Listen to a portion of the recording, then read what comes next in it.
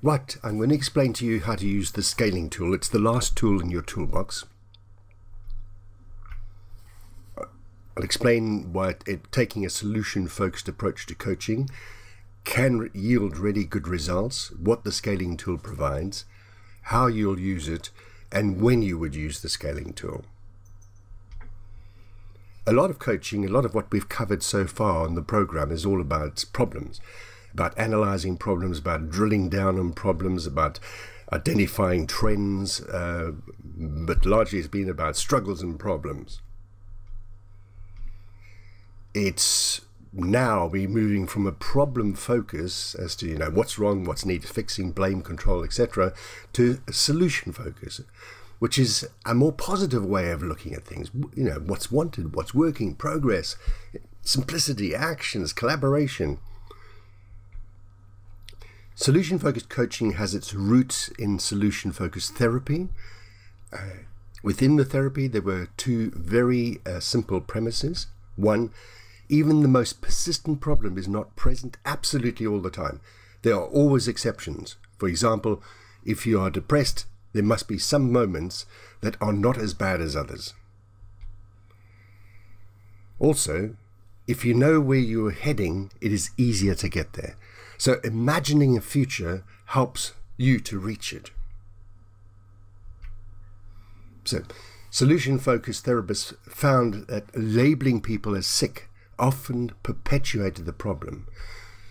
Instead, they encouraged them to see themselves as whole, competent people, and it seemed to work. The basic principles of solution-focused coaching are there is always a better way of doing things. There's no failure, only feedback.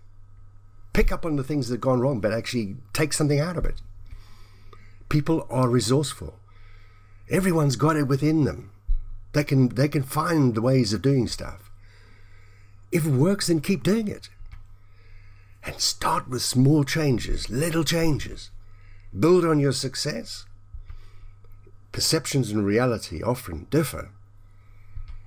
Praise, compliment, and acknowledge. So lots and lots of encouragement. This is a very positive way of actually helping people to sort of move on. That's the real attraction of solution-focused coaching. So what you need to do is clarify goals, decide what you want to change, see the problem as something you have, not are. Focus on times when you have coped, chart your progress towards the solution, clarify the central goal or issue, look at your strengths and successes. So if you are coaching someone else, this is what you would actually be guiding them through. What this means is, instead of focusing on the problem, you need to work on finding a solution. You may need to try several different solutions until you find the one that is right for you. You need to find and use any resources that can help you to build solutions. You need to look at times when you have encountered and dealt with similar problems in the past and dealt with them successfully. As part of supporting this program, we recommend this book, The Solutions Focus. You can see the chapters there. It's very much gives you the real background and lots of ideas. And that's part of the program. So if you could please get that book. So just to talk about scaling, we use scaling in coaching, typically asking questions like, on a scale of 1 to 10, where 10 is high, how confident are you that this solution will work? Or alternatively, how committed are you to making the change?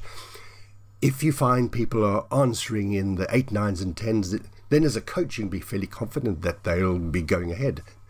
But if people are sort of coming up with low scores, 4, 3 and 2, then it's not the right solution, or they're not committed or whatever, so they need to move something else.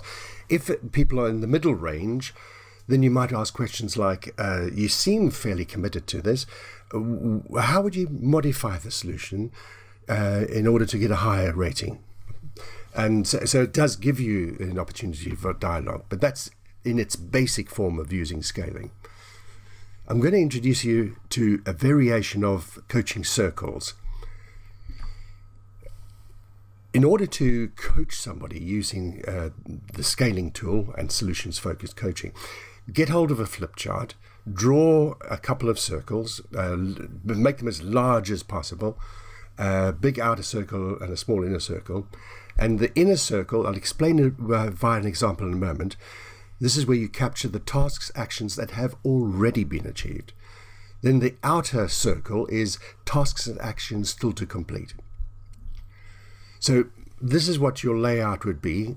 Place a scale on the left-hand side, have a box for the goal, and then have your circles on your sheet. So start by defining your goal. It would be step 1 of 6. 2, then rate your progress on the scale of 1 to 10. Where are you now? Then rate where your starting point was. Whatever your starting point was, rate it. And then on mini post-it notes, capture what you have achieved to move from your start point to where you are now. Place the post-its in the inner circle. And then on the outer circle, use mini post-it notes to capture what you would have to do to increase your rating by just 1 point. Place the post-it in the outer circle. So this is the little steps. So just one rating. And then finally, rate where you would like to be in 12 months' time, and on mini post-it notes, capture what you would have to do to achieve this. Place the post-its in the outer circle. You can see in all of what I've actually mentioned to you, there's not one mention of problem. It's all about goals. It's the aspiration of where you want to go into the future, and it's what have you done and what are you going to do. So it's really a positive way of actually helping somebody. So this is the example. And this is actually based on a number of real-life cases that I've coached, where people have just felt that their presentation capabilities had a debilitating effect on their careers. So, goal, to be able to enjoy presenting to senior management. Then rate your progress on a scale of 1 to 10. Rate it as a 6. What was your rating at your starting point? Let's assume that you've been working with this person for 3 or 4 months and the rating was 4.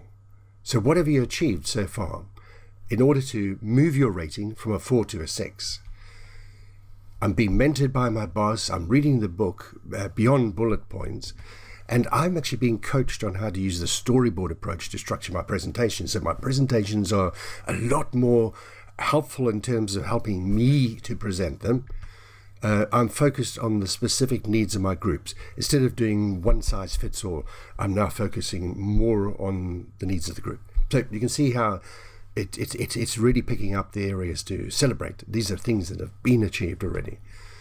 On mini post-it notes, capture what you would have to do to increase your rating by just 1 point. Just one area. Practice doing my presentation in front of my team. They've offered to give me feedback. So that's a simple little step that is entirely doable that will really help that person move on. Where would you want to be in 12 months' time? At 8. And these are the... So practice, present to the annual conference as specialists, ask the HR director to mentor, get advice from Julie, who's very successful with top team presentations. So you can see how on the single sheet, so much is positive, but there's actually a huge amount of things that are happening. Bearing in mind that the individual understands what their problem is and got plenty of ideas in terms of what they should be doing, but it gives them an easy way to get the information out. So when would you use the scaling tool? When your coachee knows what they're doing wrong, and they also have a good idea of how to correct the problem. However, they need hope to be replaced, to replace hopelessness. Because quite often when you get so immersed in problems and issues and struggles, it's very difficult. You need to actually look up and look towards the sky and look, to a better future. And they need to be guided to take small steps forward with lots of encouragement.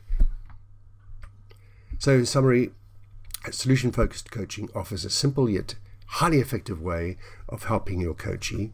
The scaling tool embodies the solution-focused approach. The tool is simple to use And the 6 steps can produce amazing results. So really worthwhile putting into your sort of your toolkit and making use of it. That's the end of the rapid learning chunk.